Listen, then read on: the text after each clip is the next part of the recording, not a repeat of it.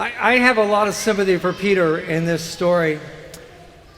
Peter is an expert at this. He is a professional fisherman. He has been out all night. It's just one of those days, one of those nights where it seems like all the fish have left. Probably doesn't know why, but he just knows that there comes a time where you just say, we're not going to catch any fish, and you wash the nets and you just wait for the next day. And that's pretty much what he's done. And if you can appreciate, Jesus says to him, hey, Peter, why don't you just put out into the deep water, put your nets down again. Peter has to be thinking in his head, that's stupid. I mean, it's just dumb. Why would I do this? There is no fish to be had tonight. I am amazed that he does it. But this moment where Peter realizes that he's right, like he knows what's going to happen, and yet Jesus is asking him to do something else. I just wonder if you and I can get into Peter's shoes in that moment. Take prayer, for example. You'd be a really unusual person, I think, if you have not been in a situation where someone said to you, oh, hey, you should pray. You know, our aunt is sick. Why don't you pray for your aunt? Or there's something going on at work and someone says to you, well, why don't you just pray about it? And you in your brain are going, well, okay, I guess I could, but that's not going to do any good.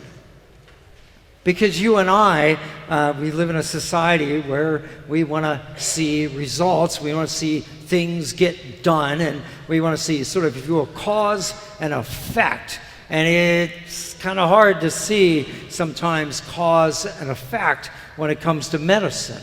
We can see situations where, well, the person went into surgery and they came out and they were better. We can see that and we chalk it up to the surgeon. It's a little harder for us to say, oh yeah, all the people we got to pray for my aunt, that really made a difference. But what about giving? You and I, we are experts, not necessarily financial experts, but we're pretty much experts of our own finances. At the end of Mass today, I'm going to encourage you all to take a little slip of paper that the ushers are going to give you to take some more information, if you haven't already, about the Catholic Ministry Appeal. Many people, they're sitting here, they've already made a commitment. They do it every year, but we've been trying to get other people just to make maybe a small one-time gift. And maybe you are thinking, well, okay, yeah, that's maybe not a bad idea. But again, you're the expert of your own finances, and you kind of know what's in the checking account, and you know that you still have to stop at the store on the way home to pick up all the stuff for tonight's Super Bowl party or whatever you're going to do. And maybe you're kind of adding it up real quick, and you're going like, well, I don't think this works. I don't see how I have enough money to drop $5, $10 into the kitty. Lots of these examples. I could go on really for some length. Take like lying, forgiveness, all these things that God tells us to do. And you and I are thinking like, whoa. Jesus, you're not in my situation. My girlfriend just asked me if I like her dress.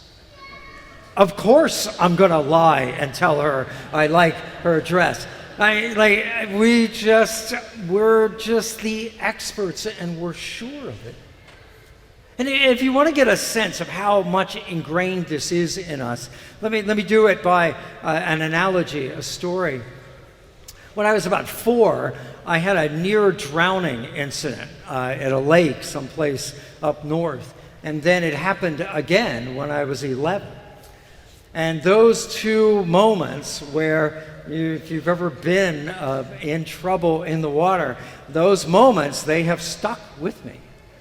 And so for when I was a teenager, if you stuck me in a pool in the deep end, I'd jump in the deep end. But if you wanted me to swim across the deep end, that was going to take a lot of effort on my part.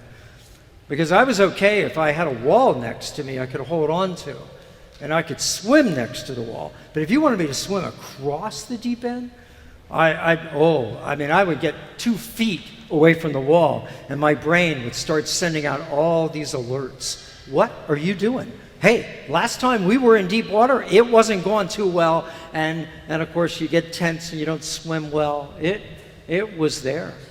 And even now, I spent a season with the Tampa Catholic swim team. They were very gracious. Let me come out a couple days a week to practice, to help me, to teach me to swim a little better. And I do. And even now, though, you put me in a pool, if I'm going to swim laps, it would be much better if I had one of the outside lanes. Because if you put me in an inside lane, what is going to happen? My brain knows when we cross the boundary where I can stand and when I cannot. And so as I'm going to the deep end, I get a lot more tense.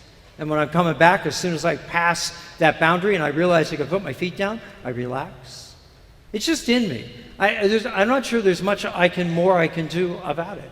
And I just think that sense of, something's not right here, is what we run into when Jesus says to us, hey, why don't you do this? Because our brains are going like, I hear you, but Jesus, no, like this is not going to work. And for some of you that are sitting here thinking like, well, I actually do pretty well with this. If you allow me, let me offer you an example or two where this gets unbelievably hard. I mean, so hard that I'm not sure there's anybody in this room, including myself, that could work this out. Take war. Take war. Someone attacks. Someone attacks you. Hamas attacks Israel. Pick an example. Doesn't matter. What are you supposed to do? Well, you retaliate, of course. You defend yourself. Is that not exactly what we would think that we are supposed to do? And yet, if you go through all the teachings of Jesus, you're not going to find it. It's not there. It's just not there. And so if you take a serious look at this, you go like, so Jesus, you don't want me to retaliate? Like that's stupid. And there is no way that you and I could get our heads around that. Or you take a topic like immigration. It's such a difficult topic. Yes, there are laws. Yes, there are sovereign boundaries, all that kind of stuff. Yes, there are people who have a legitimate reason for wanting to leave where they're at and come to a place like America. And you start to wrestle with that. I mean, really wrestle with it, not just listen to a bunch of people tell you one side of it, but you really start to wrestle with it. And then you start saying, well, what would Jesus tell me about this? And you realize, oh my word, I remember this. In the Old Testament, God is constantly talking about the alien. In Jewish law, there was an obligation to help the alien, someone that was in your land. Jesus is always inviting. We're supposed to love our neighbors, all of that stuff. And we are the richest nation in the world, and there's all that stuff in Scripture, of all those warnings to rich people. Do they not apply to a rich nation? You start wrestling with that, and I don't know where you come up with it. I just think you'd sit there maybe going like, oh Jesus, I have no earthly idea how you would do this. How in the world could I possibly do what maybe I sense you're wanting me to do? How's that even work? Because we would know, people would have told us, you could logically figure it out, all that might happen if you just had open borders. You can't do that. And I'm probably sure you can't. I'm not trying to make a point about immigration or war. I'm just trying to get us to appreciate this is hard. And the reason I want us to appreciate it's hard is because I don't want you to walk away from here thinking like, oh yeah, fine, whatever. I just need you to realize, whether it's something in our own lives or something corporate or something about the parish, this isn't going to be easy. I don't think it was easy for Peter to say, Jesus, we kind of fished all night, didn't do anything. But at your command, I'm going to let down the nets. That's the point. at your command. I'm going to put my brain aside, and just because, Jesus, you told me to do this, I'm going to do this. And then I want you just to remember how it worked out. Can you picture this? A big boat. They had these boats were of reasonable size. 2 big boats, completely full of fish. So much fish, they were in danger of sinking the boats. That is an abundance. That is, shall we say, Jesus putting an exclamation point on the phrase, I was right. And I suspect if we could figure it out, and I'm not sure, mind you, that I have those answers, but if we could figure out what Jesus wanted us to do in our prayer lives, which probably isn't too hard, pray often, do the best you can in that way. What God wants us to do with our money, there's plenty of scriptural references about, yeah, you need to do this. It's good for you. It's good for other people to put aside some money to give to other people, whatever you choose to do with it. If we were to ever be able to figure out what to do with war, that is, what Jesus would want us to do about situations, war-like situations, or what he'd want us to do with a topic like immigration, there is no doubt in my mind, if we ever could figure it out, it would work. We would have boats filled with fish.